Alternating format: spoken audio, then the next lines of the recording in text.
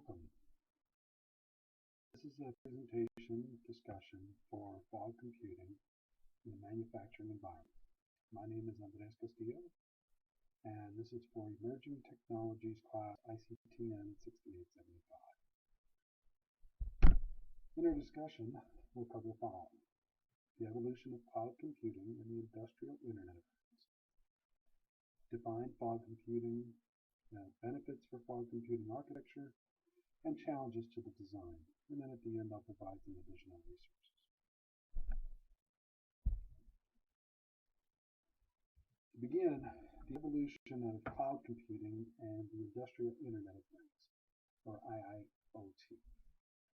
In order to understand fog computing, we must first understand how the platform is an evolution of cloud computing and the Internet of Things.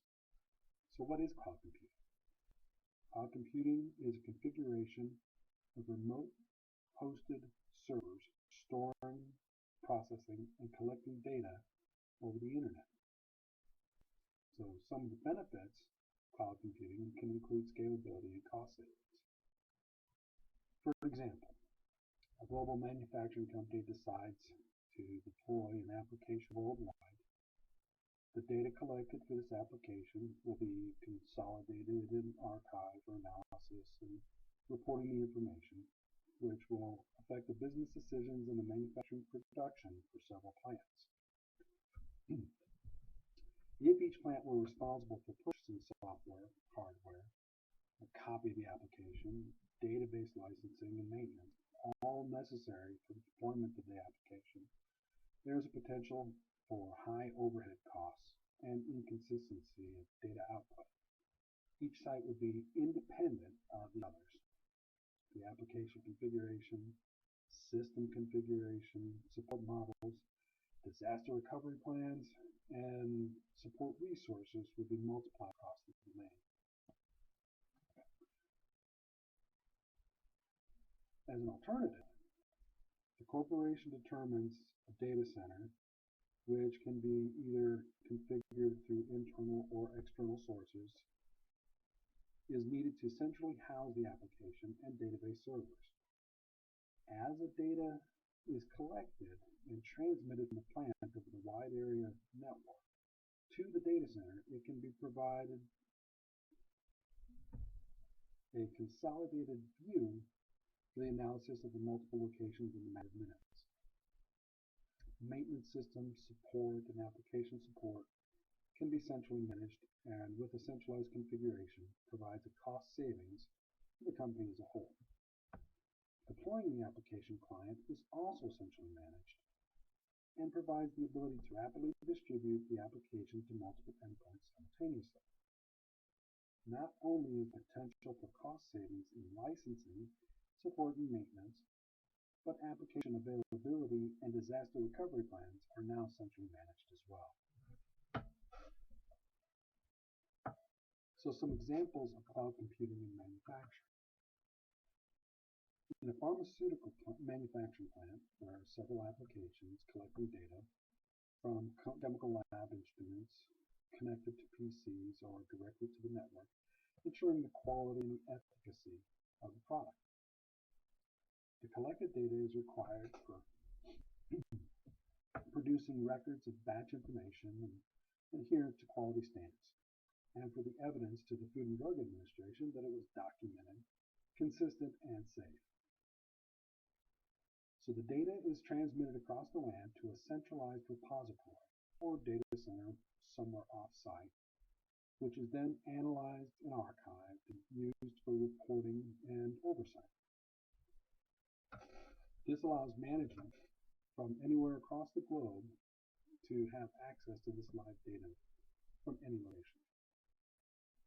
Another example, more common to most manufacturing facilities, relates to the IIoT devices, or Industrial Internet of Things.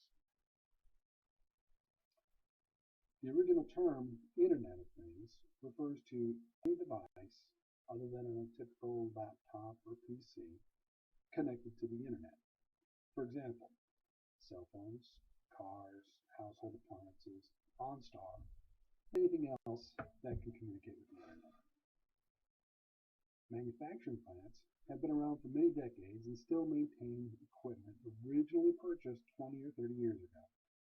So within that production infrastructure are devices used to monitor, manage, control production machinery, monitoring the environmental controls, record production information, and identify potential issues in production machinery. These devices have gradually migrated onto the local area network, and now rather than individuals walking to each point and manually recording data, data now flows to a centralized data historian. Multiple endpoints transmit the information over the LAN, and in some cases over the WAN. Devices can either be hardwired or use wireless connections to the network. As manufacturing processes improve, we see upgrades from the legacy hardware to modern equipment, pre-configured for the network. Working in conjunction with application hardware and software for centralized data collection. A term now describing the newly connected devices is called the Industrial Internet of Things, or IIoT. Information is collected from the programmable logic controllers, or PLCs, the sensors, the supervisory data acquisition systems, which are used to manage PLCs, and which are used to manage sensors and actuators, environmental sensors. Within the diagram, you can see the various levels of typical IoT architecture. At the bottom, you can see the endpoint devices moving up to the zone gateways. This level allows the endpoint devices to communicate with each other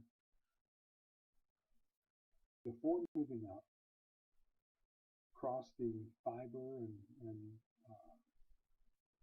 copper connections, and continuing up the ladder to the inner zone gateway, and to the enterprise network, and then to the enterprise application.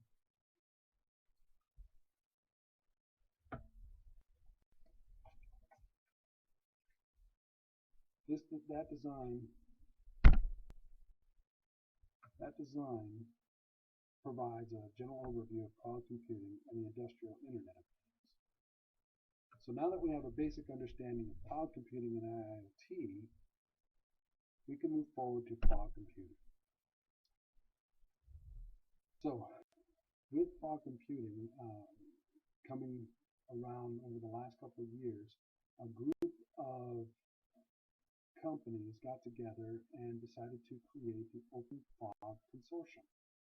It was created back in 2015 by the founding members, Cisco, Dell, Intel, Microsoft, ARM, and Princeton University.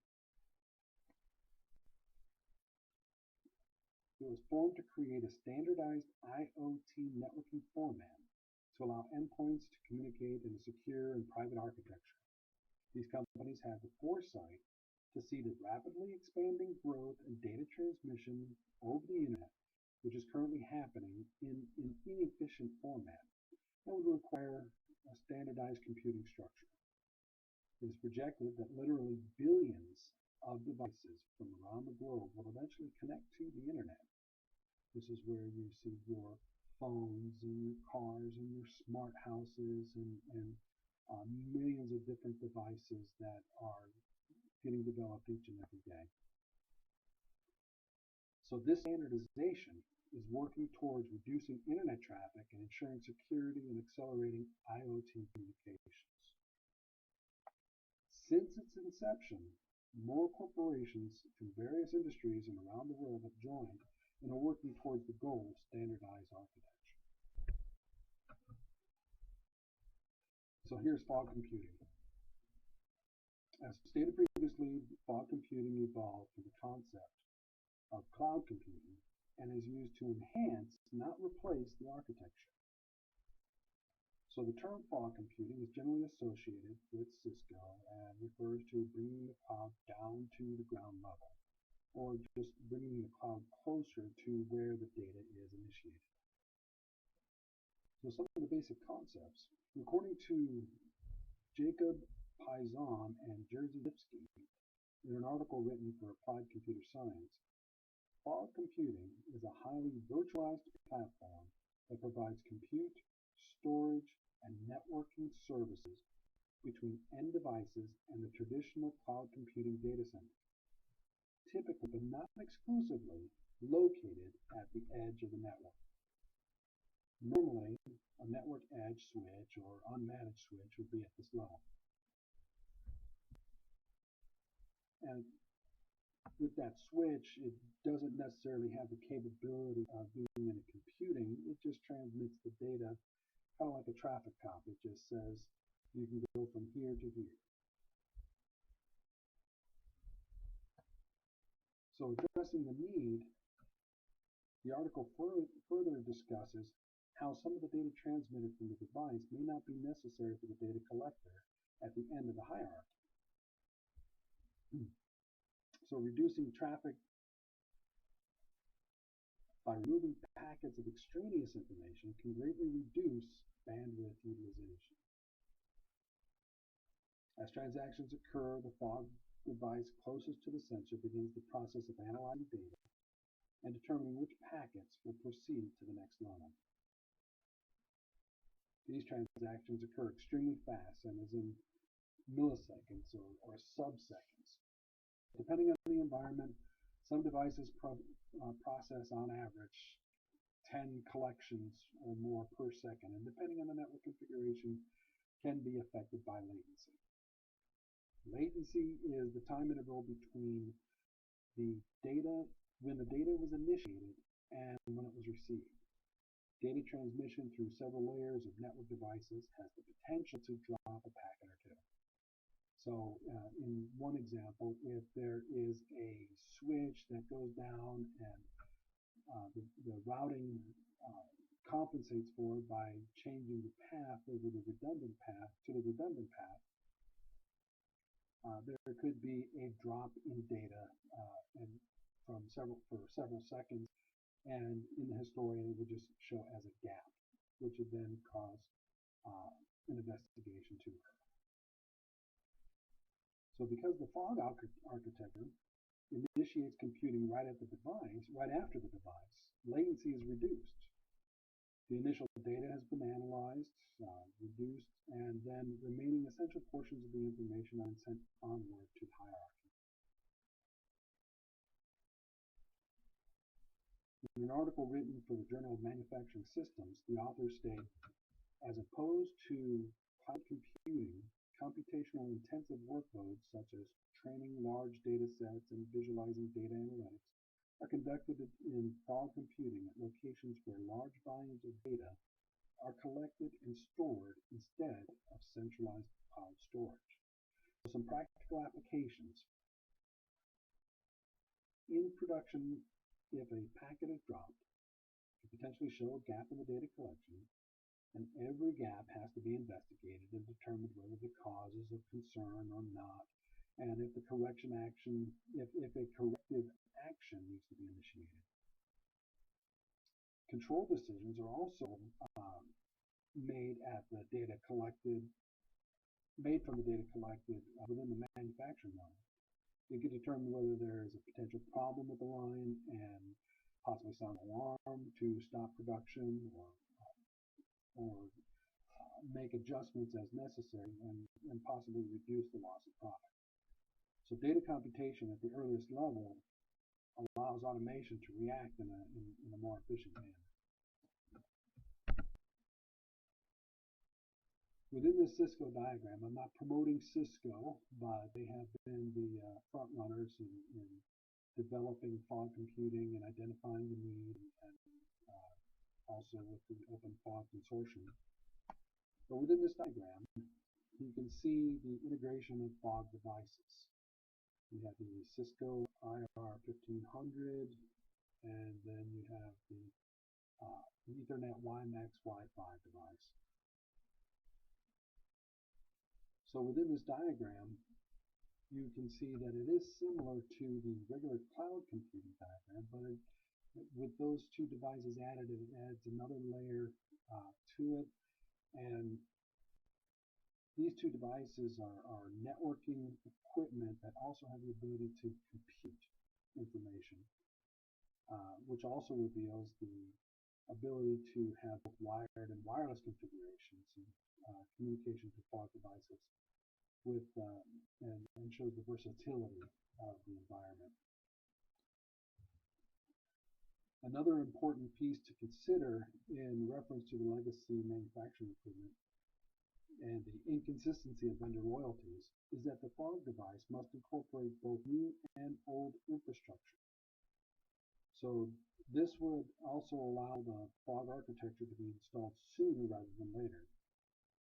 It's kind of like having your own smart device, and if that smart device can't speak other languages, then what use is it? The diagram also reveals the complexity for the data traffic to travel from the initiator to the data historian.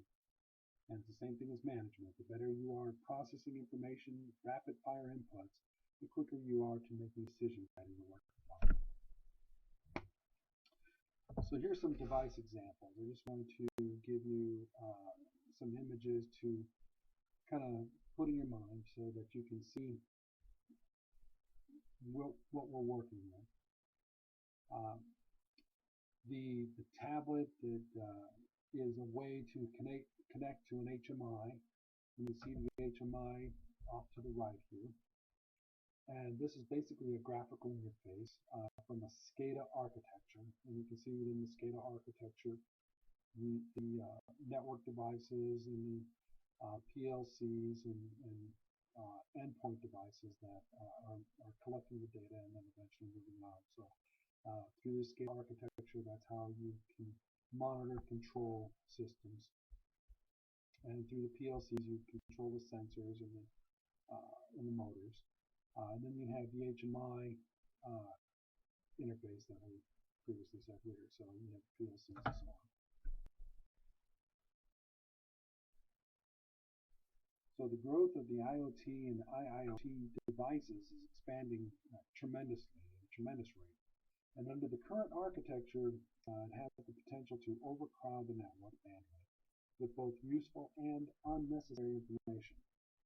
The increased number of devices produces latency issues when using the cloud model alone. And as with all technology solutions, newer, faster, and more efficient models are developed constantly to meet the challenges presented. So here's some comparisons. You have cloud computing with a centralized data center, and then you have fog computing and edge computing. So as a side note, some folks will use edge computing as the same as fog computing. The two are similar in concept, with computing closer to the originator or the initiator, but they have different solutions. Fog architecture puts the computing power on a network device, which the data is processed and returned very quickly. And then edge computing puts the computing power on an appliance, such as a programmable automation controller. So instead of having the network device computing and sending the data, it puts it on a separate automation device instead. So there are differing opinions on both solutions in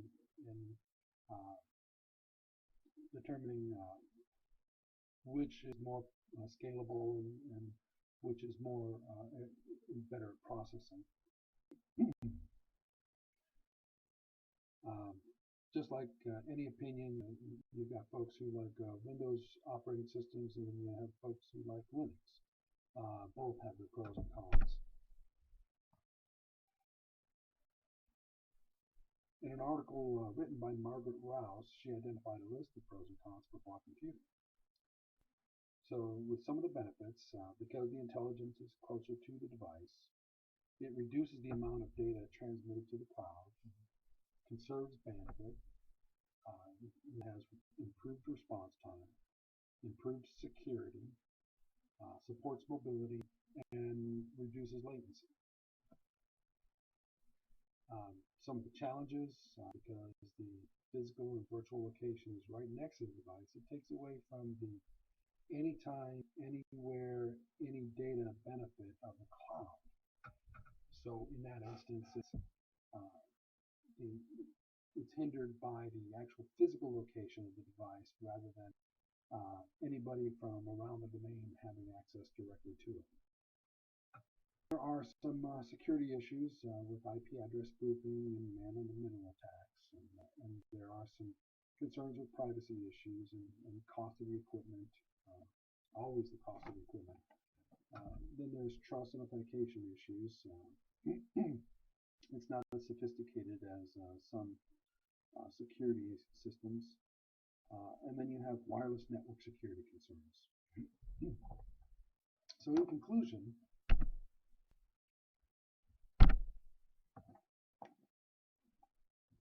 we discussed the following: the evolution of cloud computing and the industrial Internet of Things. What is fog computing, which is basically placing the computing intelligence network device closer to the data initiator. Then we have benefits of fog computing architecture, such as the improved bandwidth utilization and decreased latency. And then you have challenges to the design, such as the physical location of the device and possible security issues. At the end, I have given you some resources. Here's the reference list. And then if you need some further discussion, here are some sites that you can go to. I hope you have enjoyed the presentation and learned a little bit more about fog computing. Have a great day.